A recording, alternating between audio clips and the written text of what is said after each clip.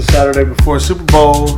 Gonna go to HEB, get some fufu, get some sauces for our wings tomorrow.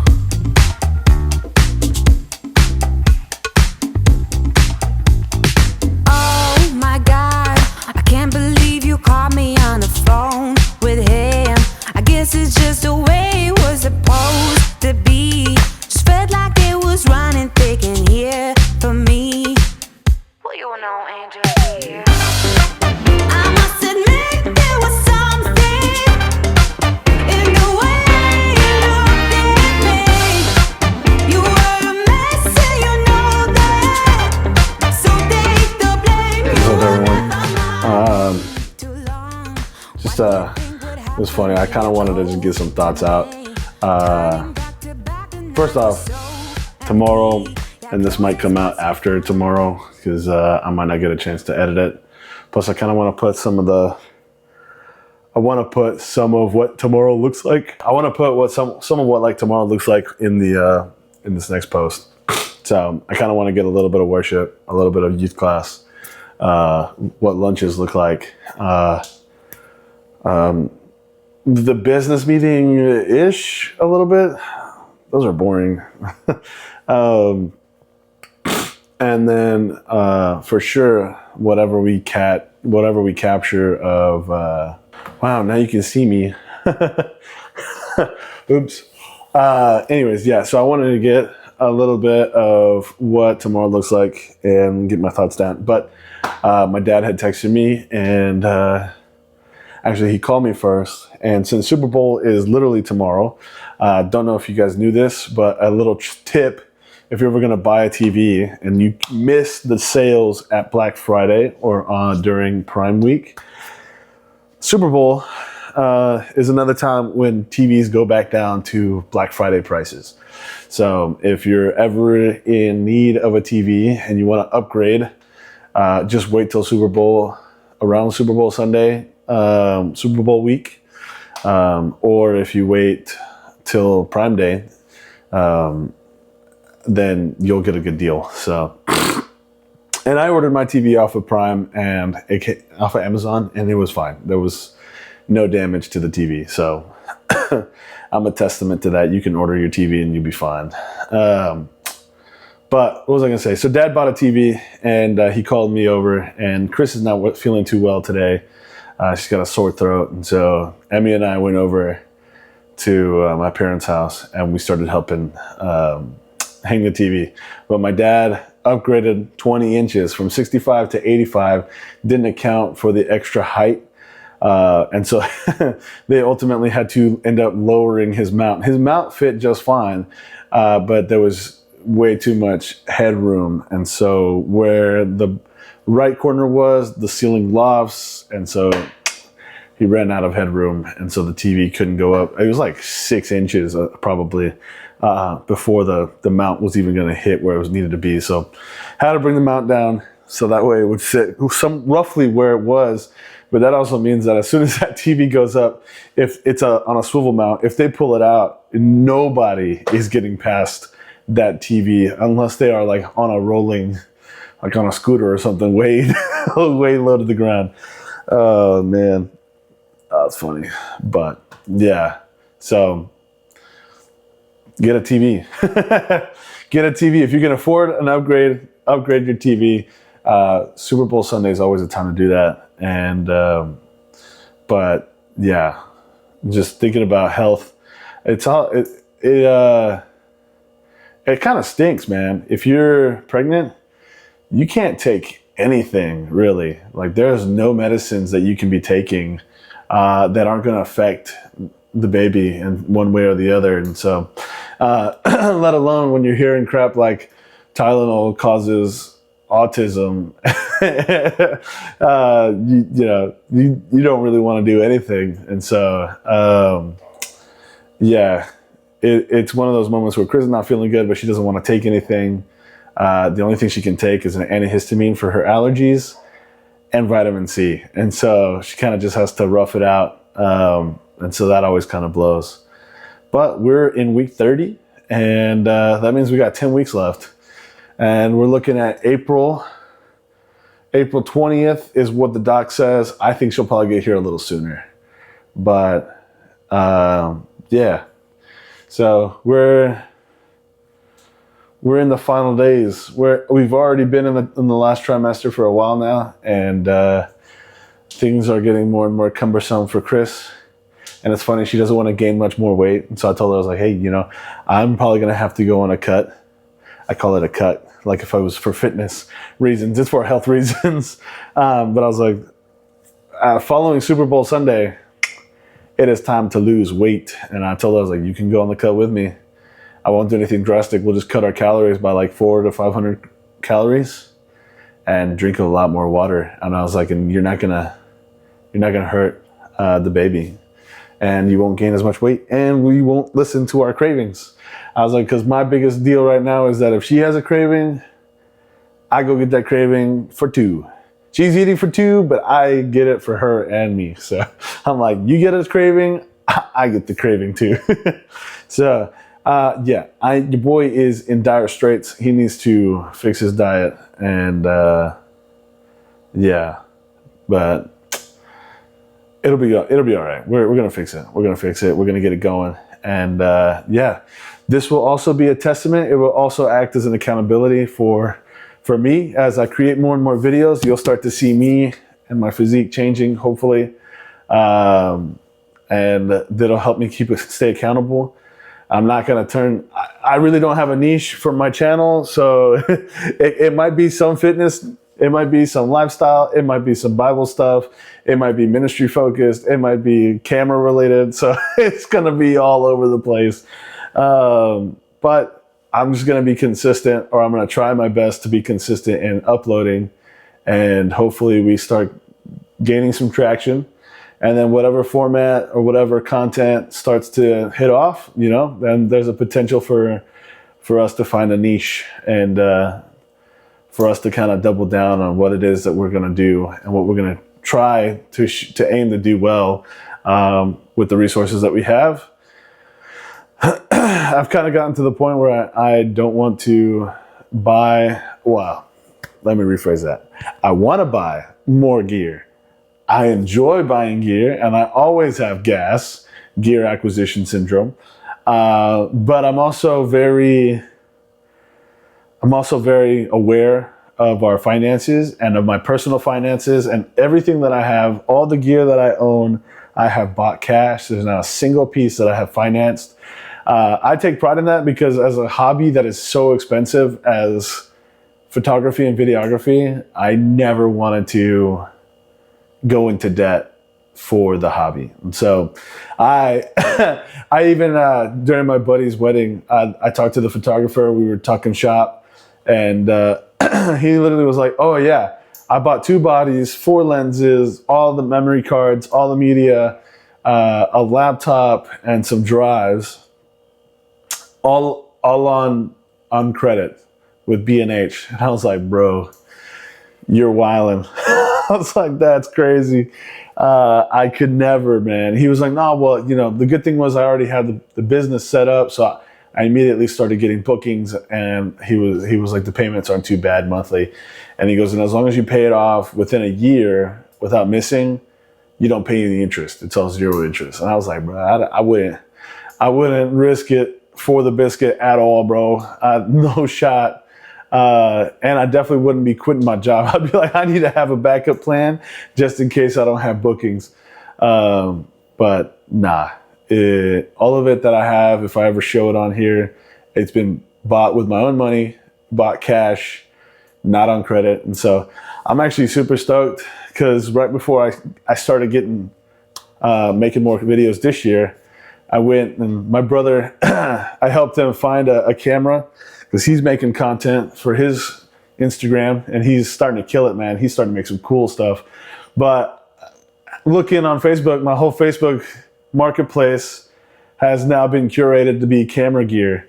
And I told him, I was like, dude, now I'm having some pretty bad gas, and I really want to get something. I go, what I would like to get is to have a second body to match with my S5 II, because I have 2, in my opinion, killer lenses that I could rock with them.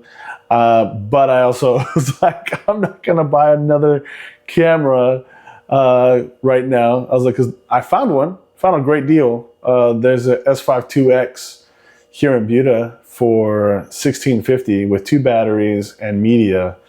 And it's a killer deal. I just don't have $1,650. And I was like, at the time I had $500. And so I sold a couple things to make it up. And I went and found this lens. This is the goated lens, actually. This is the Canon 16-35 f2.8 Mark III. So this is the EF version, not the RF version. And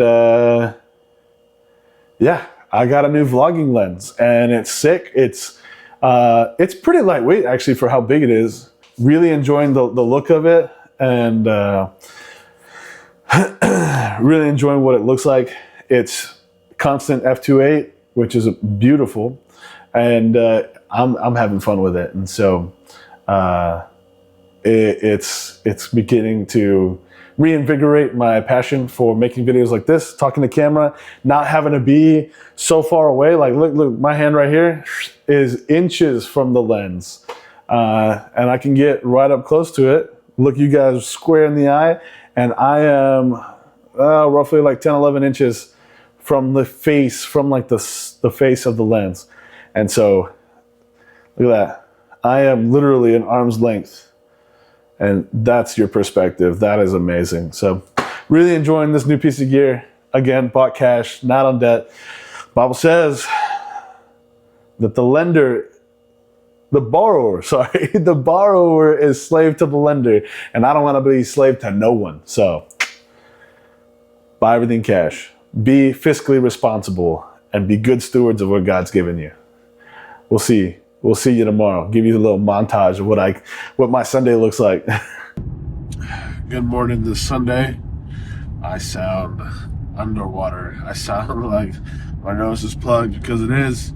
Oh my goodness. So our Moreno family is going through some sinus infections right now, which is not great. It does not feel good. Did not get the best quality sleep because I couldn't breathe. Chris actually got us all sick. She was the one that got sick first, and being that she's pregnant, she can't take a whole lot of medication. And so today I am going to church solo dolo. It is just I, no Chris, no Emmy, and they're gonna watch the stream from home, and we're gonna take care of business. It is too late to try to call out and find a sub for myself this morning, so we're going to tough it out. I'm gonna go to church, and but not gonna be fun. It's not the same. It's not the same to go worship without your whole family unit. But nonetheless, we are gonna go, and we're gonna represent our clan, represent our family unit, and it'll be all right. It is Sunday. It's time to go worship our Lord.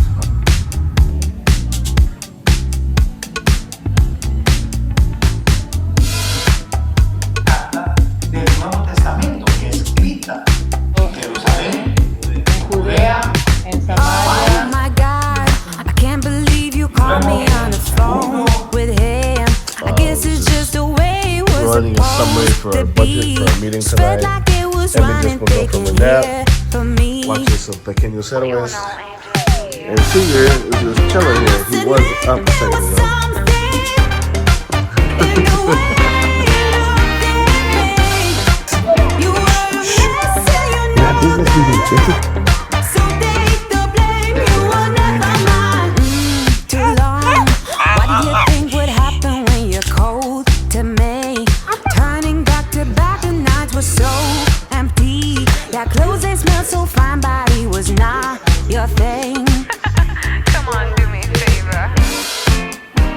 Admit that you love that.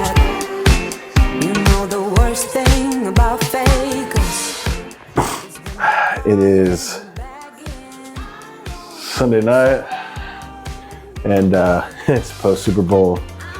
I'm a little sweaty. I've been cleaning up and made my wings.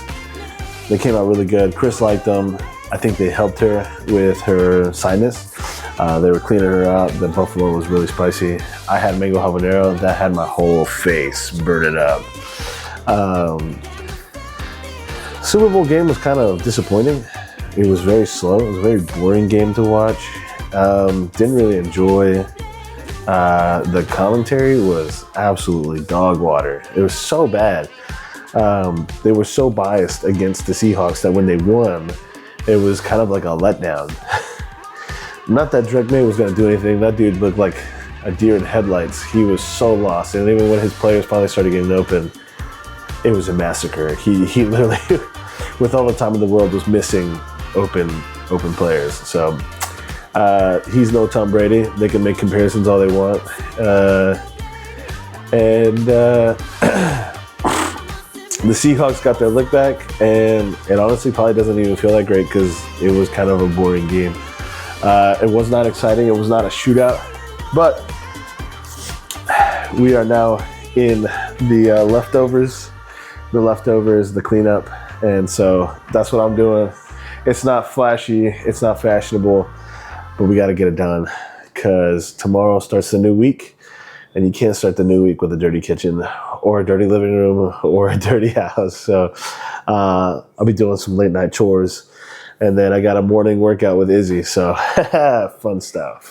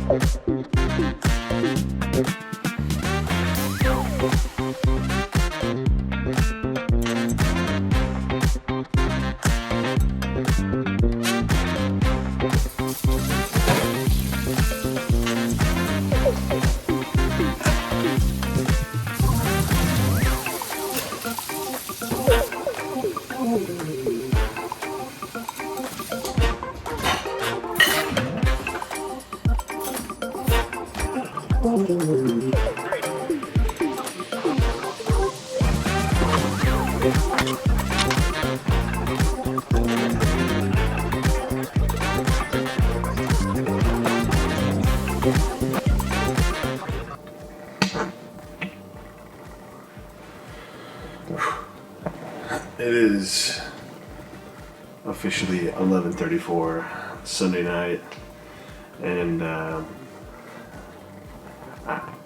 trying to think of like my takeaway from this weekend.